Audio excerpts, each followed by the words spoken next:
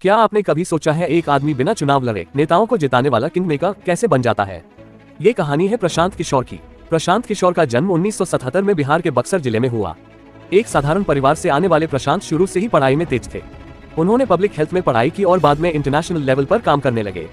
प्रशांत किशोर ने अपने करियर की शुरुआत यूनाइटेड नेशंस के साथ की, जहां उन्होंने कई देशों में हेल्थ प्रोग्राम्स पर काम किया। लेकिन उनका असली टर्निंग पॉइंट तब आया जब वो इंडिया लौटे। 2014 में उन्होंने नरेंद्र मोदी के चुनाव अभियान में काम किया। यहीं से उन्होंने citizens for accountable governance (CAG) की शुरुआत की। उनके इनोवेटिव आइडियाज जैसे चाय पे चर्चा, 3D हॉलोग्राम रैलीज, इन सब ने मोदी की कैंपेन को अलग लेवल पर पहुंचा दिया। 2014 के बाद प्रशांत किशोर हर पार्टी के लिए मास्टर स्ट्रेटेजिस्ट बन गए। उन्होंने कई बड़े नेताओं के साथ काम किया, नीतीश कुमार, ममता बनर्जी, अरविंद केजरीवाल, और कई चुनाव जितवाए। प्रशांत किशोर ने Indian political action committee (IPAC) बनाई। यह इंडिया की सबसे बड़ी पॉलिटिकल कंसल्टिंग ऑर्गेनाइजेशंस में से एक बन गई।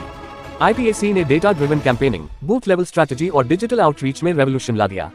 लेकिन उनकी जर्नी आसान नहीं थी। कई बार पॉलिटिकल डिफरेंसेस के कारण पार्टियों से अलग होना पड़ा। फिर भी उन्होंने कभी हार नहीं मानी। प्रशांत किशोर, जिन्हें PK के नाम से भी जाना जाता है, भारत के एक प्रमुख राजनीतिज्ञ और पूर्व चुनावी रणनीतिकार हैं। वर्तमान में वे बिहार में अपनी पार्टी जन स्वराज के माध्यम से सक्रिय हैं। मई 2026 के ताजा अपडेट। तमिलनाडु चुनाव में बड़ी भविष्यवाणी सच। मई 2026 के तमिलनाडु विधानसभा चुनाव परिणामों में अभिनेता विजय की पार्टी TVK की बड़ी जीत के साथ प्रशांत किशोर फिर से चर्चा में हैं। उन्होंने 2025 में ही भविष्यवाणी की थी कि विजय की पार्टी राज्य में बड़ा उलटफेर करेगी, जो अब सच साबित हुई है। तो ये थी कहानी एक ऐसे इंसान की जिसने खुद चुनाव लड़ा और हार गए, लेकिन कई नेताओं को सत्ता तक पहुंचाया। प्रशांत किशोर हमें सिखाते हैं कि स्ट्रैटेजी ही असली पावर होती है। अगर आपको ऐसी इंस्पायरिंग पॉलिटिकल स्टोरीज पसंद है तो चैनल को सब्सक्राइब जरूर करें।